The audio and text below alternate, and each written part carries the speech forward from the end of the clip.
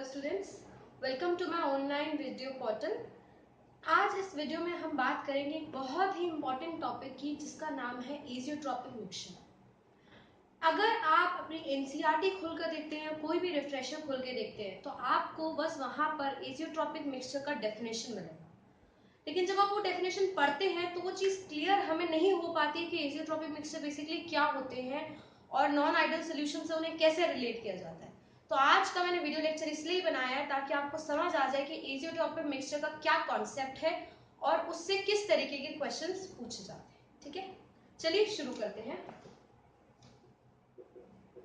Azeotropes, ये azeotropes पढ़ने से पहले हम थोड़ा सा बात कर लेते हैं फ्रैक्शनल डिस्टिलेशन का।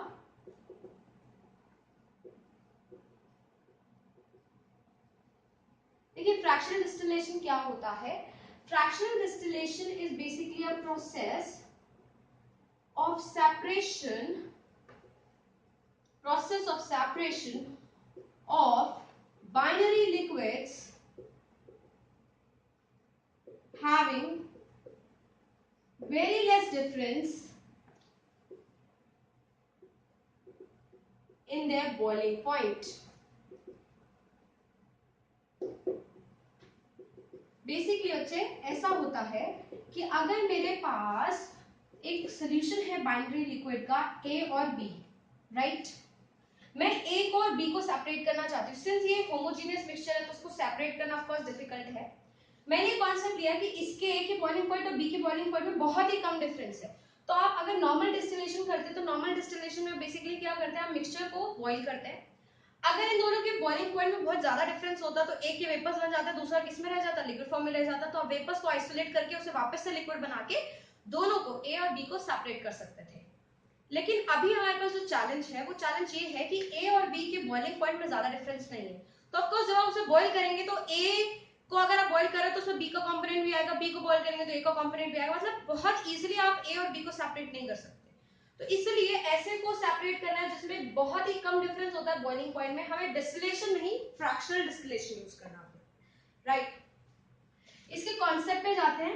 सीधा सा फंडा है, अगर आप मेरे वेपर प्रेशर का वीडियो लेक्चर्स देखेंगे जो मैं ऑलरेडी बनाकर अपलोड कर चुकी हूँ, आप उसमें देखेंगे कि मैंने आपको समझाया था एक वीडियो लेक्चर में कि अगर आप vapour pressure versus mole fraction का ग्राफ ड्रॉ करते हैं, graph between vapour pressure and mole fraction, तो वो ग्राफ कुछ इस तरीके का आता है, vapour pressure versus mole fraction. मैंने आपको ये समझाया था वीडियो लेक्चर में कि मोल फ्रैक्शन बेटा मैं मेंशन नहीं कर रही हूँ कि x है या y है, मैं दोनों का मोल फ्रैक्शन ले रही हूँ। तो इसलिए जो मैं यहाँ पे ग्राफ ड्रॉ कर रही हूँ उसमें लिक्विड फेज वाला भी आएगा और वेपर फेज वाला ग्राफ भी आएगा। तो लेट्स से मैं इधर मान के चलती हूँ, मेरा x ए 1 है और मेरा y ए भी बेटा 1 है। इस साइड में ये मान के चलती हूँ मेरा x भी 1 है और मेरा y भी क्या है, 1 है। सिंस मोल फ्रैक्शन में x और y आपने दोनों लिया है तो ग्राफ कुछ इस तरीके से आएगा। Let's assume for a while that here I am assuming this P naught B is greater than P naught A. अगर आप P naught B greater than P naught A मानते हैं मतलब ये मानेंगे कि B is more volatile than A, तो B का वेपर प्रेशर ज्यादा लगा है। लिक्विड फेज का अगर ग्राफ ड्रॉ करते हैं तो स्ट्रेट लाइन आती है और अगर वेपर फेज का ड्रॉ करते हैं तो इस तरीके से कर्व लाइन आती है। तो क्योंकि मैं यहाँ पे लिक्विड फेज और वेपर फेज दोनों लेके चल रही हूँ तो मेरा कर्व और स्ट्रेट दोनों ही लाइन आएंगी, राइट। तो एक केस माने, अगर उल्टा मान लेते P naught A less than P naught A तो ग्राफ इस डायरेक्शन में चला जाता है, राइट। अब देखिए फ्रैक्शनल डिस्टिलेशन में क्या करते हैं, एक बार हम रिकैप करते हैं वही वाली चीज। तो अगर सपोज मेरा सिस्टम इस पॉइंट पर है A और मैं इस पॉइंट से उसे नीचे लेकर आ रही हूँ, मतलब अगर मेरा पॉइंट A है, इस पॉइंट पे मेरे पास A और B का कोई मोल फ्रैक्शन होगा जिसका स्केल यहाँ पर है, और यहाँ पर इस स्ट्रेट लाइन से ऊपर वाला जो एरिया होता है उसे बोलते हैं कि वहां पे सिर्फ क्या एग्जिस्ट करेगा, लिक्विड फेज। इसके नीचे वाले एरिया पे कौन एग्जिस्ट करेगा, सिर्फ वेपर फेज, और बीच में कौन एग्जिस्ट करेगा, लिक्विड एंड वेपर टुगेदर। तो अगर हम यहाँ पर लेकर आ रहे हैं प्रेशर, एक्सटर्नल प्रेशर को सिस्टम पे डिक्रीज कर रहे हैं, जैसे इस पॉइंट पर आते हैं हमारा फर्स्ट ड्रॉप लिक्विड का वेपर बनना शुरू हो जाएगा। फिर आप थोड़ा सा और नीचे जाते हैं, सपोज इस particular point, let's say this point is x, so at this x point first drop of vapour is formed. Pressure को और घटाते हैं, इस पर्टिकुलर पॉइंट पे चले जाते हैं y। So liquid and vapour both exist, liquid और वेपर दोनों एग्जिस्ट कर रहे होंगे। प्रेशर को और घटाते घटाते इस z पॉइंट पे ले जाते, तो z पॉइंट पे बोलूंगी last drop of vapour is form, मतलब सारा का सारा लिक्विड और वेपर में बदल गया, लास्ट ड्रॉप थी वो भी बदल गई। और फाइनली इसके बाद हम नीचे जाते रहेंगे तो सिर्फ कौन एग्जिस्ट करेगा, z डैश पे सब ओनली वेपर एग्जिस्ट, राइट। तो अभी मैंने आपको ये समझाया कि इस एक रिकैप दिया कि पहले आप लिक्विड से खाली वेपर पे कैसे जा सकते हैं एक्सटर्नल प्रेशर को चेंज करके। एक्सटर्नल प्रेशर को इस तरीके से लोअर कर दिया तो फर्स्ट ड्रॉप वेपर बन जाएगा, फिर लिक्विड और वेपर साथ में इक्विलिब्रियम में एग्जिस्ट करेंगे, और उसके बाद अगर प्रेशर को और घटा के इस पर्टिकुलर पॉइंट की प्रेशर पे ले आते हैं आप, जहाँ ये जो कर्व लाइन वाला, तो यहाँ पे लास्ट ड्रॉप वेपर का बनेगा, और फाइनली इसके नीचे अगर आप जाएंगे तो सिर्फ क्या एग्जिस्ट करेगा बेटा, वेपर। मैं इसी चीज का एडवांटेज लूंगी। मैं क्या करूंगी, मैं पहले लिक्विड को वेपराइज करना शुरू करूंगी और जितने वेपर बनेंगे उसे रिकंडेंस करूंगी, राइट। रिकंडेंस करके उन्हें वापस लिक्विड में बदलूंगी, फिर उस लिक्विड को वेपराइज करूंगी, वेपराइज करती फिर उससे वेपर्स में बनेंगे, उसको रिकंडेंस करूंगी, और ऐसे ही करती जाऊंगी इस पूरे फ्रैक्शन डिस्टिलेशन, राइट। ठीक है, अब इसको थोड़ा और समझते हैं। ये मुझे लगता है कि आपको समझ आ गया कि मैंने क्या बोलना चाह रही थी। अब थोड़ा और समझते हैं। लेट्स से हमारे पास हमारा सिस्टम है, ए और बी का कुछ कॉम्पोजिशन पे ए और बी एग्जिस्ट कर रहे हैं। मैं आपको थोड़ा ज्यादा अच्छा समझ आ जाए तो मैं यहाँ पे मार्किंग कर देती हूँ कि किस तरीके से, मतलब मोल फ्रैक्शन XA का 1 से XB 1 पे जा रहा है। तो यहाँ XA अगर 1 है तो यहाँ बेटा XA 0.9 हो गया, 0.8 हो गया लेट्स से, या 0.8 लेट्स से इधर हो गया, देन 0.9, 0.8, 0.7, 0.6, 0.5, 0.4, 0.3, 0.2, 0.1 and then x। तो इस तरीके से बेटे ये मोल फ्रैक्शन XA का इधर घटता जा रहा है और XB का इधर मोल फ्रैक्शन क्या होता जा रहा है, बढ़ता जा रहा है। उस तरीके से देखिए तो this is the mole fraction of A decreasing, right. तो अगर आप यहां देखेंगे इस केस में मैंने मोल फ्रैक्शन बेटा किसका लिखा है, XA का लिखा है, ध्यान रखना। सपोज एक पर्टिकुलर कॉम्पोजिशन में मैंने लिक्विड लिया, लेट्स से मैंने इस पर्टिकुलर कॉम्पोजिशन पे लिक्विड लिया, ए स्टेट पर मेरा लिक्विड है। इस ए स्टेट पे बेटा मेरा लिक्विड होगा तो इस स्टेट पे मोल फ्रैक्शन ए का कितना होगा, अगर आप वर्टिकल लाइन ड्रॉ करेंगे तो आपको पता चलेगा मोल फ्रैक्शन ए का कितना होगा, 0.8। तो 0.8 मोल फ्रैक्शन हुआ ए का, और क्योंकि सब लिक्विड है तो मैं XA की बात करूंगी, y की तो बात ही नहीं करूंगी। ऑटोमेटिकली XA अगर ये है तो YA की सॉरी XB बेटा कितना हो जाएगा, 0.2 हो जाएगा। ठीक है, मैं सिस्टम का प्रेशर डिक्रीज कर रही हूँ, डिक्रीज कर रही हूँ, कर रही हूँ, कर रही हूँ, कर रही हूँ, कर रही हूँ, इस सिस्टम को इस पॉइंट बी तक ले आती हूँ जब point first drop of vapour बनना शुरू होगा। ठीक है, इधर मेरे को क्या मिला है, फर्स्ट वेपर ड्रॉप, और जो ये वेपर ड्रॉप बना है इसका बेटा कॉम्पोजिशन क्या होगा। अगर इस वेपर का कॉम्पोजिशन निकालना है तो आपको वेपर कर्व को स्ट्रेट लाइन ड्रॉ करके कट करना होगा। तो मैं यहाँ से एक स्ट्रेट लाइन ड्रॉ करती हूँ, वेपर के कॉम्पोजिशन निकालने के लिए वेपर फेस को कट करती हूँ। बेटा ये वेपर फेस को इस पॉइंट पे कट कर रहा है, तो इस पॉइंट के करस्पॉन्डिंगली जो मोल फ्रैक्शन है ये XA ना होके बेटा YA होगा। समझ आई बात। तो इस पर्टिकुलर पॉइंट पे मेरा YA मैं निकाल रही हूँ, मेरा YA देखो इस पॉइंट पे क्या होगा, YA का जो वैल्यू है बेटा 0.3 है, तो YB का वैल्यू कितना हो जाएगा बेटा 0.7। समझ आया तुम्हें, मतलब आप XA 0.8 से XB 0.2 पे चले, आपने वेपर बनाया, जो पहला वेपर बना मतलब जो वेपर्स बने उस वेपर्स में A का कॉम्पोजिशन 0.3 है और B का कॉम्पोजिशन 0.7 है। इससे आपको क्या पता चल रहा है कि जो वेपर बना है उसमें B का कॉम्पोजिशन ज्यादा है A की कॉम्पोजिशन से, राइट।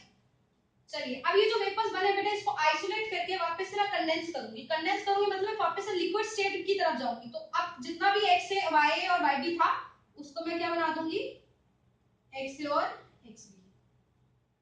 यहाँ पे मेरा XA हो गया 0.3 और XB भी कितना हो गया 0.7, क्योंकि मैंने क्या किया है, मैंने उसको लिक्विड फेज में लेकर गई, तो मैं लिक्विड वाले ग्राफ की तरफ चली गई।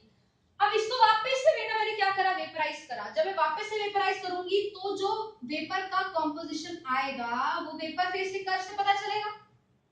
क्या आ रहा है बेटा यहाँ कंपोजिशन, यहाँ देखेंगे आपका वैल्यू आ रहा है YA का 0.1, तो YB का वैल्यू कितना होगा बेटा 0.9। देखा, तो इसका मतलब अगर आप XA और XB 0.7 और 0.3 लेके चलते हैं और इससे वेपर बनाते हैं तो वेपर का कॉम्पोजिशन 0.8, YA का 0.1 आता है, YB का 0.9 आता है। अभी आपको दिख रहा है, आपको ये पता चलने लग गया है कि वेपर फेज में ज्यादा कौन जा रहा है, B जा रहा है A से। बात समझ आई कि वेपर फेज में ज्यादा मात्रा किसकी है, B की है, A की मात्रा कम होती जा रही है। वापस से ये प्रोसेस करते हैं, इसको वापस से लिक्विड फेज में ले जाते हैं, फिर वेपर बनाएंगे। वेपर बनाते जैसे मैं यहाँ पहुंचूंगी मेरा बेटा कॉम्पोजिशन क्या हो जाएगा, YB का 1। इसका मतलब अगर मैं इस तरीके से चली A से B, फर्स्ट ड्रॉप वेपर का बना, उस वेपर का कंपोजिशन कितना होगा, YA/B। इस वेपर से मैं वापस चली लिक्विड में, तो ये जितना कंपोजिशन का वेपर था उसी कंपोजिशन का मैंने लिक्विड बना दिया। इस लिक्विड को वापस वेपराइज करा तो YB का वैल्यू 0.9 की तरफ पहुंच गया, और वापस से इसको लिक्विड बना के वेपराइज करा तो YB कितना हो गया, 1 हो गया। तो मतलब इस तरीके से जब आपका YB 1 हो गया, मतलब वेपर फेज में सिर्फ कौन चला गया, B चला गया, और लिक्विड फेज में सिर्फ कौन रह जाएगा, A रह जाएगा। और जिस तरीके से आप फ्रैक्शनल डिस्टिलेशन को यूज करके A और B को बेटा क्या कर सकते हैं, सेपरेट कर सकते हैं। बात समझ आई? ये मेरा पूरा फिनोमेना होता है किसका, फ्रैक्शनल डिस्टिलेशन का। इसमें बस एक ही इंपॉर्टेंट चीज है समझने वाली, वो ये है मोर volatile component will have mole fraction in vapor phase। तो जो भी बेटा वोलेटाइल कंपोनेंट होगा उसका कंपैरिजन अगर वेपर फेज में करेंगे तो वेपर फेज में उसका ज्यादा मात्रा होगा नॉन वोलेटाइल के, मतलब कम वोलेटाइल के कंपैरिजन में। जैसे आप यहाँ देख सकते हैं कि आपने एक ऐसा कंपोजिशन लिया था XA का जिसमें XA 0.8 था और XB कितना था, 0.2 था। उस कंपोजिशन से आपको B और A को सेपरेट करना था, तो आपने को ये पता है कि आपका B जो है मोर वोलेटाइल है बिकॉज़ P नॉट B बड़ा है, तो B मोर वोलेटाइल है। तो आपने इस पूरे को वेपराइज करा, मतलब इस पर्टिकुलर प्रेशर तक आप उसे लेकर आए कि फर्स्ट ड्रॉप वेपर का बन जाए। जैसे ही फर्स्ट ड्रॉप वेपर का बना, उसका कंपोजिशन मुझे कौन बताएगा, जब मैं इस लाइन से एक स्ट्रेट लाइन ड्रॉ करूंगी जो वेपर फेस को कट कर रही होगी। तो मैंने यहाँ से एक स्ट्रेट लाइन ड्रॉ करी, वेपर फेस को यहाँ कट करी, तो मुझे पता चला इस कंपोजिशन से, A कंपोजिशन से जब मैं वेपर बनाऊंगी तो वेपर फेज में B की मात्रा 0.7 होगी और A की मात्रा 0.3 होगी। तो मुझे यही पता चल रहा है क्योंकि मोर वोलेटाइल B है, तो B का मोर अमाउंट किसमें प्रेजेंट है, वेपर फेज में। मोर वोलेटाइल का मोर अमाउंट किसमें होगा, वेपर फेज में। फिर ये जो वेपर्स मैंने बने बेटा उसको इकट्ठा करा, और उस इकट्ठे वाले वेपर्स को मैंने लिक्विड में डाला। लिक्विड में डाला तो ये लिक्विड का कंपोजिशन हो गया। इससे वापस वेपर्स बनाए तो वेपर्स कितने बने, 0.1 और 0.1 के, और इससे मैं इसे चलती गई। तो अगर बेटा मैं इसको इस तरीके से आपको समझाऊं कि मेरे पास जो एक इनिशियल बीकर था A और B को लेकर, उसमें XA 0.8 था और XB बेटा कितना था, 0.2। इसके जो वेपर्स मैंने बनाए उस वेपर का कंपोजिशन ऐसा था कि इसमें था YA 0.3 और YB 0.7। अब मैंने यही वेपर्स को vapours taken and recondensed and condensed, vapours को लेकर फिर से कंडेंस करा। तो जब वेपर्स को लेकर कंडेंस करा तो अब ये मोल फ्रैक्शन जो वेपर में था वही किस में आ गया बेटा, लिक्विड में आ गया। और जब इसको कंडेंस करके वेपर्स बनाए तो वेपर्स का मोल फ्रैक्शन ये हो गया YA 0.1 एंड YB 0.9। अगर आप आगे चलते हैं, आपने वापस से वेपर्स को लिया और कंडेंस करा, वेपर्स टेकन एंड कंडेंस्ड। जब आप कंडेंस करेंगे तो आपको पता चलेगा फिर से जो ये था YB अब वो XAXP है, और जो वेपर्स बन रहे हैं वो बेटा वेपर्स में YB कितना हो जाएगा, 1। इसका मतलब सारा B किसमें चला गया, वेपर फेज में, और A में क्या, A किसमें बच गया, लिक्विड फेज में। इस तरीके से आपने उसको क्या कर लिया, सेपरेट कर लिया।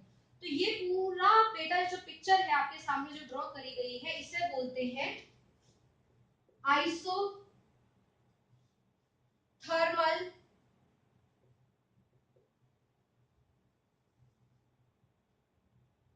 Fractional distillation. इसको आइसोथर्मल फ्रैक्शनल डिस्टिलेशन बोला जाता है। आइसोथर्मल हम क्यों यूज करें, क्योंकि इस पूरे में प्रेशर और मोल फ्रैक्शन है, टेम्परेचर तो मैंने कांस्टेंट रखा हुआ है, मैं वेपराइज कर रही हूँ सिस्टम को प्रेशर चेंज से, टेम्परेचर चेंज से नहीं कर रही, ठीक है। तो प्रेशर चेंज से अगर आप वेपराइज कर रहे हो मतलब प्रेशर तो कांस्टेंट है नहीं, प्रेशर तो आप चेंज कर रहे हो, तो कांस्टेंट क्या हुआ, टेम्परेचर। तो आइसोथर्मल फ्रैक्शनल डिस्टिलेशन, राइट। बेटा इसी फ्रैक्शनल डिस्टिलेशन को मैं आगे लेके जाऊंगी, जिसे बोलते हैं isothermal fractional distillation, sorry isobaric fractional distillation.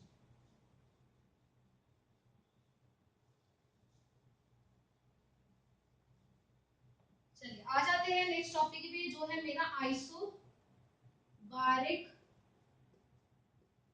Fractional distillation. अगर मैं आ गई इस पे आइसोबारिक, मतलब अब आप प्रेशर को तो रखेंगे कांस्टेंट, और आप वेपराइज जो करेंगे सिस्टम को किससे करेंगे, टेम्परेचर चेंज से आप वेपराइज करने वाले हैं, राइट। तो आपको ये पता है बेटा, अगर वेपर प्रेशर हाई होता है किसी भी सिस्टम का, तो उसका बॉइलिंग पॉइंट क्या होगा, लो हो जाएगा। तो ये इनवर्स रिलेशनशिप हमें यूज करना पड़ेगा, vapour pressure high boiling point low. Similarly अगर वेपर प्रेशर लो है तो बॉइलिंग पॉइंट क्या हो जाएगा, हाई हो जाएगा, राइट। अभी मैंने जो पहला ग्राफ बनाया था उसमें मैंने ये माना था पी नॉट बी क्या है, greater than P not a, मतलब वेपर प्रेशर बी का ज्यादा है किससे, ए से। तो अगर मैं बात करती हूँ बॉइलिंग पॉइंट की, तो बॉइलिंग पॉइंट बी का जो होगा लेस देन होगा बॉइलिंग पॉइंट ऑफ ए से।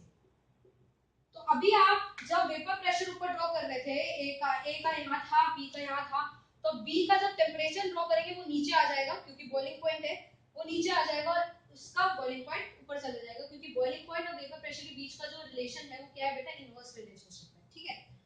तो अब मैं वेपर प्रेशर और मोल फ्रैक्शन का ग्राफ ना ड्रॉ करके टेम्परेचर और मोल फ्रैक्शन का ग्राफ ड्रॉ करूंगी। देखिए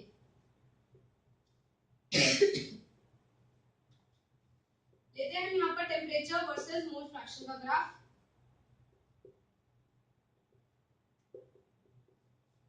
राइट। मैंने ये माना है कि मेरा पी नॉट बी ऑफकोर्स ज्यादा है पी नॉट ए से, तो मेरा टी नॉट बी जो हो जाएगा कम हो जाएगा टी नॉट ए से। इधर ये मान रही हूँ मेरा एक्स ए 1 और वाई बी क्या है बेटा 1। इधर ये मानूंगी बेटा एक्स बी कितना है 1 और वाई बी बेटा क्या है 1। तो यहाँ पर अगर पी नॉट ए था नीचे, अब टी नॉट ए ऊपर चला जाएगा और टी नॉट बी बेटा कहाँ आ जाएगा, नीचे आ जाएगा। एक चीज, जब आप टेम्परेचर वर्सेस मोल फ्रैक्शन का ग्राफ ड्रॉ करते हैं तो जो दो लाइंस आती हैं वो दोनों ही कर्व आती हैं, तब इस तरीके से आपका ग्राफ आता है।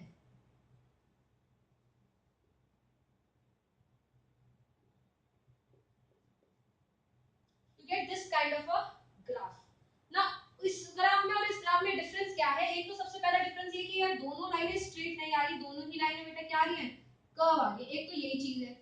दूसरी चीज, उस ग्राफ में ऊपर लिक्विड होता था नीचे वेपर होता था, यहाँ उल्टा है, यहाँ नीचे लिक्विड एग्जिस्ट करेगा और ऊपर क्या एग्जिस्ट करेगा, वेपर फेज। और अगर बीच में फिर कौन एग्जिस्ट करेंगे, दोनों लिक्विड और वेपर साइमल्टेनियसली, राइट। तो इस तरीके से मेरा एक ग्राफ आता है। अब जैसे सपोज मैं किसी एक लिक्विड कंपोजिशन से शुरुआत करती हूँ, ये मेरा लिक्विड कंपोजिशन है ए, ऑफ कोर्स कोई ना कोई कंपोजिशन होगा, इस पॉइंट से निकाल सकती हूँ क्या कंपोजिशन है। अब मैं इसको एक जो लिक्विड फेज में है उसको वेपर में बदल रही हूँ, वेपर में बदलूंगी, अब टेम्परेचर बढ़ा के ही बदलूंगी ना, तभी तो मैंने नीचे लिक्विड लिखा है, अगर ऊपर लिखती तो टेम्परेचर घटा के वेपर थोड़ी ना बनता है, वेपर कब बनता है जब टेम्परेचर बढ़ाया जाए, इसलिए मैंने लिक्विड नीचे रखा वेपर ऊपर रखा, ठीक है। तो ए पे आप टेम्परेचर बढ़ाएंगे बढ़ाएंगे बढ़ाएंगे, तो इस पॉइंट पे जब आपका टेम्परेचर पहुंच जाएगा इस पर्टिकुलर पॉइंट पे, तो फर्स्ट ड्रॉप वेपर का फॉर्म होगा, फर्स्ट ड्रॉप वेपर का यहाँ देखो, उस वेपर को कंपोजिशन बेटा क्या again straight line vapour first को कट करते हुए उसको वेपर का कंपोजिशन इस पर्टिकुलर पॉइंट से निकाला जा सकता है, राइट। अब यहाँ पर वेपर का कंपोजिशन होगा, इस वेपर को रिकंडेंस करेंगे मतलब कहां लिक्विड में रहेंगे, मतलब नीचे आएंगे लाइक दिस, इस लिक्विड को वापस से वेपराइज करेंगे, तो वेपर प्रेशर अगर मैं निकालूंगी स्ट्रेट लाइन, तो वेपर प्रेशर को कहां कर करा बेटा, यहाँ करा, मतलब प्योर बी आपको मिल गया। तो इस तरीके से आप ऐसे जाके ऐसे ऐसे जाएंगे तो कोई ऐसा स्टेज आएगा जब आपको क्या मिल सकता है, बी मिल सकता है। तो अगर आप ध्यान देंगे बेटा इस पूरे प्रोसेस में और इससे पहले वाले ग्राफ में मैं काम सेम ही कर रही हूँ, बस ये है कि ये मेरा डायरेक्शन थोड़ा सा क्या हो रहा है, चेंज हो रहा है। तो इस पूरे फंडे को आप बोलते हैं फ्रैक्शनल डिस्टिलेशन, क्योंकि यहाँ पर आप टेम्परेचर वेरिएशन कर रहे हैं, प्रेशर को आपने सेम रखा है, तो आप इसे क्या बोलते हैं बेटा, आइसोबारिक फ्रैक्शनल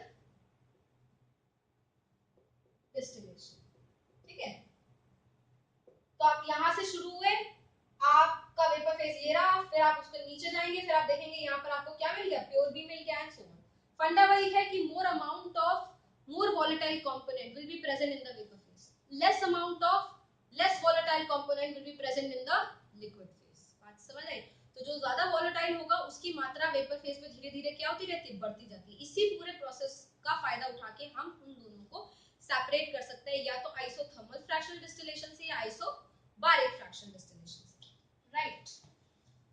देखिए आगे चलते हैं, अब एजियोट्रॉप्स की बात करते हैं। अब मेरा एजियोट्रॉप्स क्या, अब मैं पॉइंट पर आती हूँ।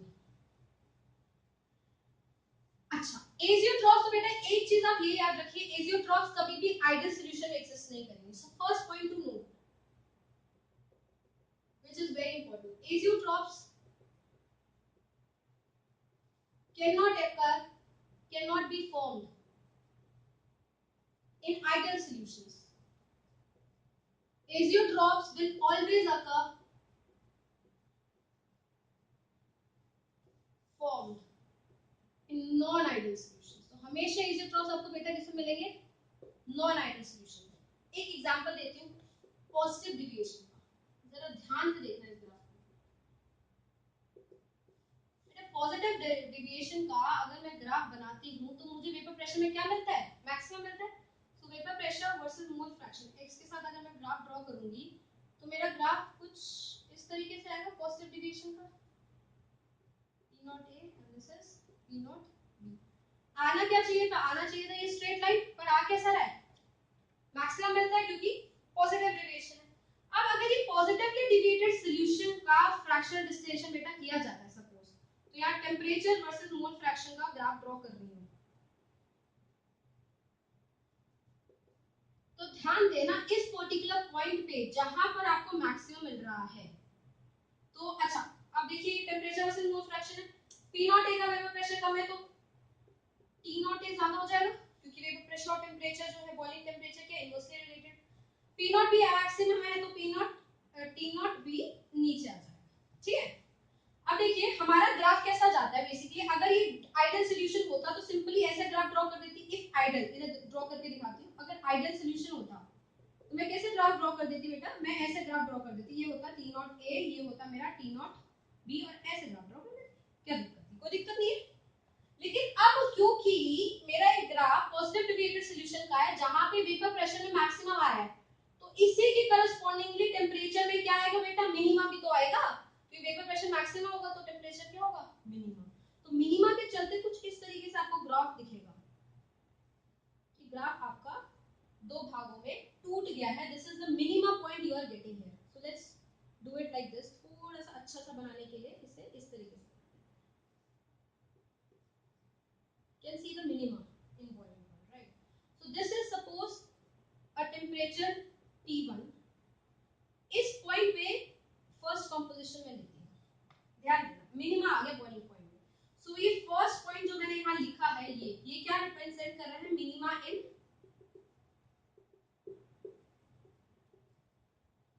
बॉइलिंग पॉइंट, ठीक है बच्चे।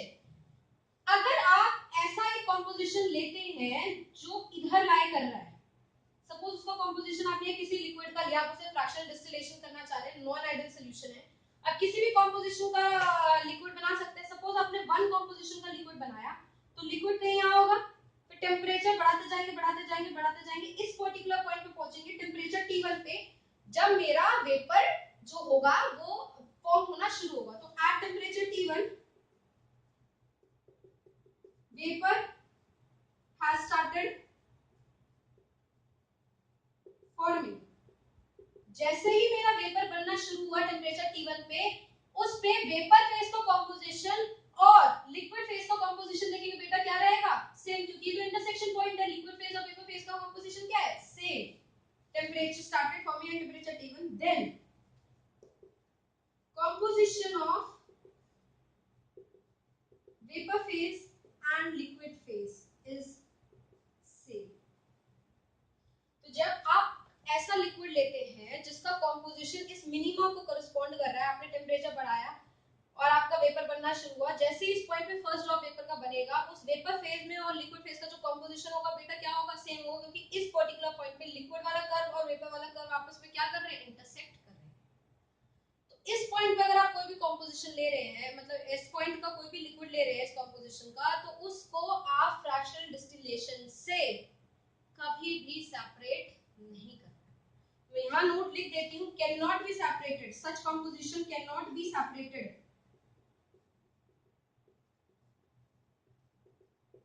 Bye fractional distillation. ऐसे कॉम्पोजिशन को आप कभी भी फ्रैक्शनल डिस्टिलेशन से सेपरेट नहीं कर सकते। और इन्हीं को बेटा क्या बोला जाता है, इस पूरे कॉम्पोजिशन को जिसको आप सेपरेट नहीं कर सकते, इसी को बोला जाता है एजियोट्रोप्स और एजियोट्रोपिक कॉम्पोजिशन।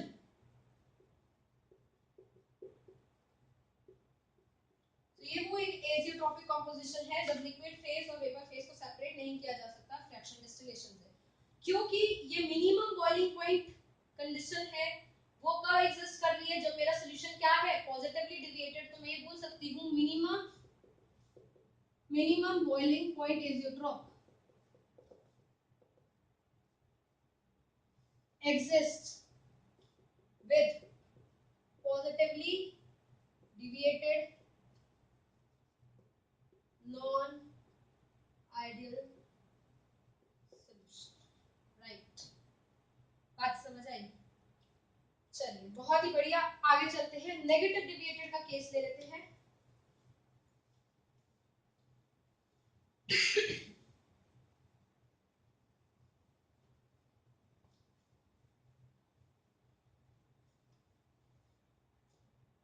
नेगेटिव डिविएटेड का अगर केस लेंगे बेटा, तो वेपर प्रेशर वर्सेस एक्स का जो ग्राफ ड्रॉ करते हैं, तो उसमें तो बेटा मिनिमा आएगा, समवॉट लाइक दिस आना चाहिए था ग्राफ स्ट्रेट, पर स्ट्रेट ग्राफ ना आके कुछ इस तरीके से आएगा, जहां पर मुझे क्या मिल रहा होगा, minima in vapour pressure. Similarly जब मिनिमा इन वेपर प्रेशर मिल रहा है, तो मैक्सिमा किस में मिलेगा, बॉइलिंग पॉइंट में। थोड़ा सा स्केल के हिसाब से चलते हैं, तो ये P नॉट A है और ये क्या होगा, P not B।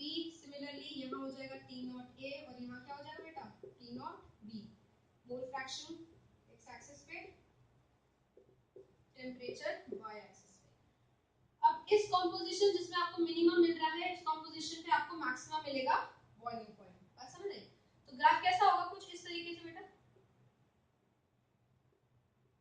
somewhat like this you'll be getting, so you are getting a maxima here, right? तो अगर सपोज आपका यहाँ लिक्विड एग्जिस्ट करेगा ऑफ कोर्स, और यहाँ क्या एग्जिस्ट करेगा, वेपर। सपोज इस कॉम्पोजिशन में आप इसे बॉईल करते हैं, तो इस पर्टिकुलर टेम्परेचर पे T2 बॉईल तो होगा, पर लिक्विड फेज का कॉम्पोजिशन और वेपर फेज का कॉम्पोजिशन बेटा क्या रहेगा, सेम रहेगा। तो मैं यहाँ लिख सकती हूँ एट कॉम्पोजिशन 1 टेम्परेचर मैक्सिमा कितना है, T2, वेपर फेज कॉम्पोजिशन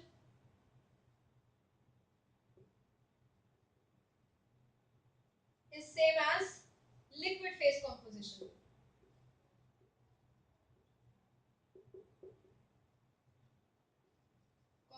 मतलब again at this point fractional distillation cannot separate this mixture at this composition। of course बेटा इस composition पे और इस composition पे आप separate कर सकते हैं, यहाँ पर कोई एजियोट्रोप नहीं है, यहाँ पर भी कोई एजियोट्रोप नहीं, एजियोट्रोप सिर्फ फर्स्ट composition पे बना है। तो एजियोट्रोप बेटा एक सॉल्यूशन नहीं होता, सॉल्यूशन का एक पर्टिकुलर composition होता है, उस कंपोजिशन पे आप वो ए और बी को मिक्स करते हैं, नॉन आइडल ए और बी है, इस पर्टिकुलर कंपोजिशन पे आपने मिक्स करा तब वो सेपरेट नहीं हो पाएंगे। अगर उस कंपोजिशन को आप मिक्स नहीं करते, उस किसी और कंपोजिशन पे ले लेते तो वो हो जाएंगे। तो एजियोट्रोप बेटा एक कंपोजिशन होता है, नॉन आइडल सॉल्यूशन में ए और बी की एक ऐसा कंपोजिशन होगा ए और बी का, जब मैं उसे मिक्स करूंगी तो उस कंपोजिशन में फ्रैक्शनल डिस्टिलेशन से सेपरेट नहीं हो पाएंगे, क्योंकि वेपर फेज में जितना ए होगा उतना ही लिक्विड फेज में ए होगा, या वेपर फेज में जितना बी होगा उतना ही लिक्विड फेज में भी बी होगा, और जिस वजह से आप उसको फ्रैक्शनल डिस्टिलेशन से सेपरेट नहीं कर पाएंगे, right? So vapor phase composition same as the liquid phase cannot be separated by fractional distillation.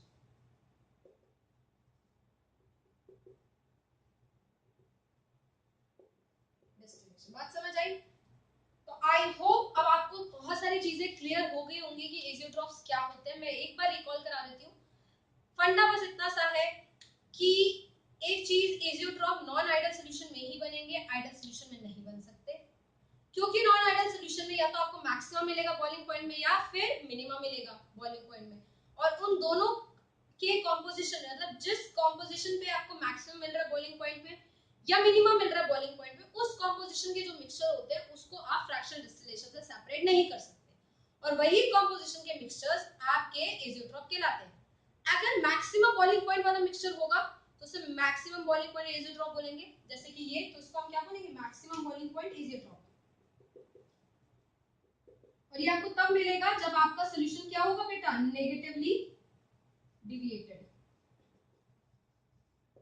और अगर इससे पहले वाले केस जैसे मैंने आपको समझाया था तो उसमें क्या था, मिनिमम बॉइलिंग पॉइंट एजियोट्रॉप मिल रहा था, मतलब उसके लिए आपको क्या होना चाहिए, सोल्यूशन कौन सा होना चाहिए, पॉजिटिवली डिविएटेड। तो यही हमारी कहानी है एजियोट्रॉप की। अब आपको क्लियर हो गया होगा कि नॉन आइडियल सोल्यूशन में ही आपको एक पर्टिकुलर कॉम्पोजिशन पे एजियोट्रॉप मिलते हैं। एजियोट्रॉप सोल्यूशन नहीं होता, एक पर्टिकुलर कॉम्पोजिशन होता है जहां पर वेपर फेज को और लिक्विड फेज को फ्रैक्शनल डिस्टिलेशन से सेपरेट किया नहीं जा सकता। बात समझ आई? थैंक यू सो मच, और आगे वीडियोस देखने के लिए please subscribe my channel. Thank you.